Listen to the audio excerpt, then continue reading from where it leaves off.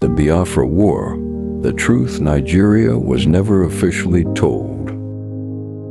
Imagine waking up one morning and the country you were born in no longer wants you. Your language is mocked. Your culture is threatened.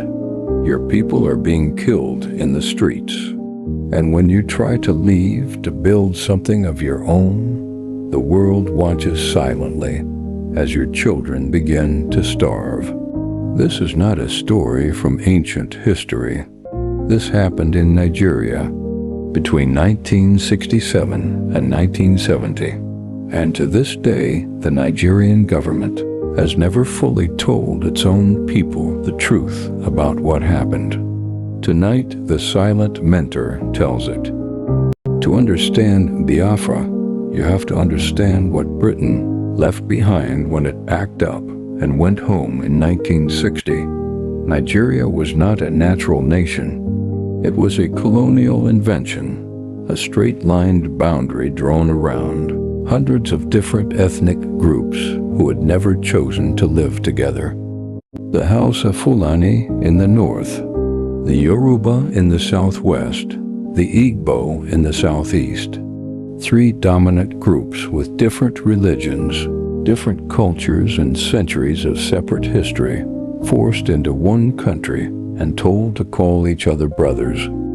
Independence came in 1960, but the tensions Britain had carefully managed, and in many cases, deliberately engineered, didn't disappear with the colonial flag. They festered. And in January 1966, they exploded. A military coup, led predominantly by Igbo officers, overthrew the government and killed several northern political leaders.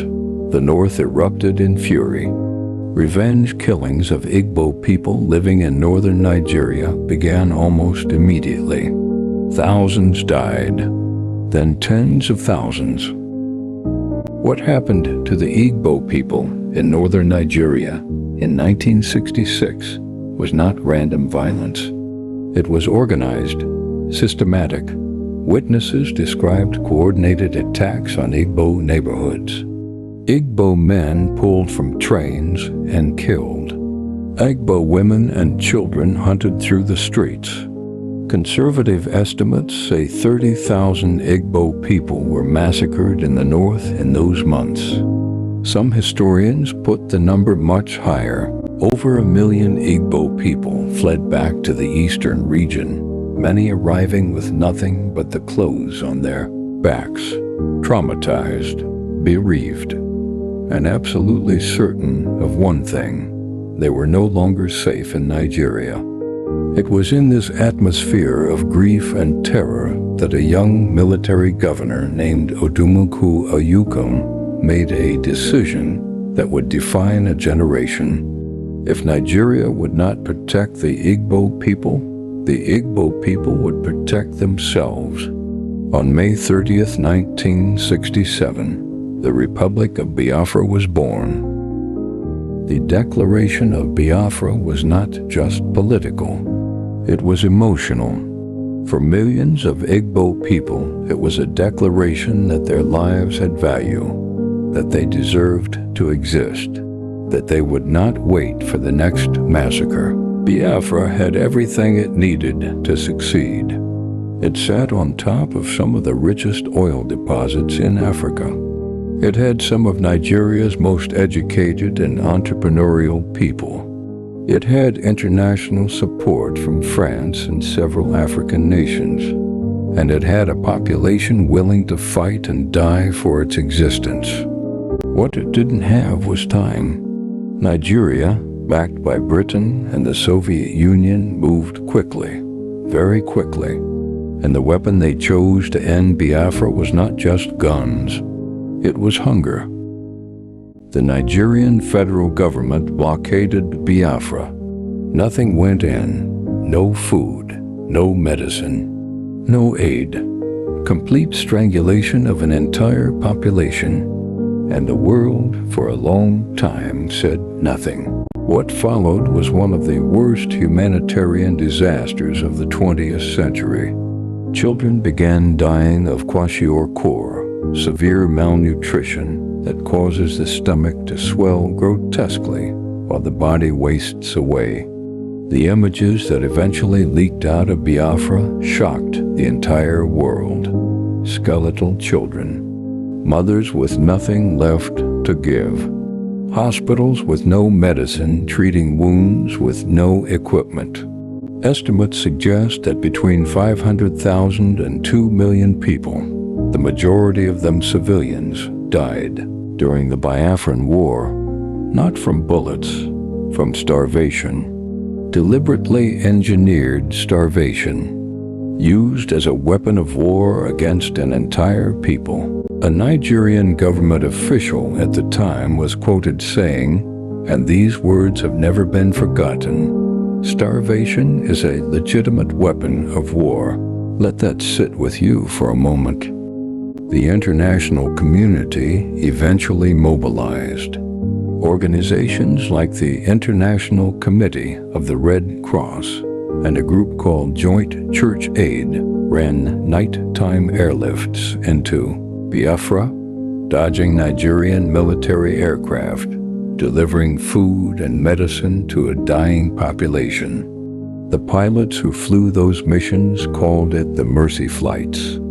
Every single one of them knew they might not come back. Many didn't.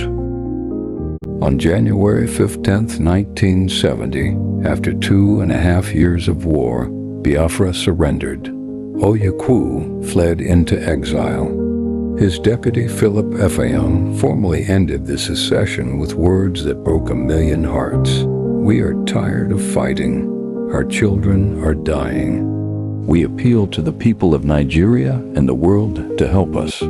Nigeria's military leader Yakubu Gowon announced a policy of no victor, no vanquished. He promised reconciliation. He promised reintegration. He promised that Nigeria would heal together. What followed told a different story. Igbo civil servants lost their positions. Igbo bank accounts were seized. Decades of savings replaced with a flat payment of £20, regardless of how much had been there. Igbo businesses were taken over. The message, spoken without words, was clear. You lost. Now disappear quietly. And then came the silence. The Nigerian government drew a curtain over Biafra. It was removed from school curriculums, not discussed in official history, not acknowledged as the national trauma it was. An entire generation of Nigerians grew up knowing something terrible had happened, but never being told exactly what or why. That silence, perhaps more than the war itself, is what has kept the wound open for over 50 years. You cannot heal what you refuse to name. The Biafra War was not just a Nigerian story. It was a story about what happens when colonialism draws borders without asking the people inside them. It was a story about ethnicity weaponized by politicians, about hunger used as a military strategy, about a people desperate enough to die for the right to exist. Today, the questions that caused Biafra have not been answered. The ethnic tensions have not been resolved. The wounds have not been healed. And the children who survived the starvation, the ones whose photographs shocked the world, are grandparents now, still waiting for Nigeria to look them in the eye and say, "We know what happened. We are sorry, and it will never happen again." Until that day comes, stories like this one must be told. Out loud, without apology. The silent mentor, because history whispers. We listen. Subscribe. The next secret is already waiting.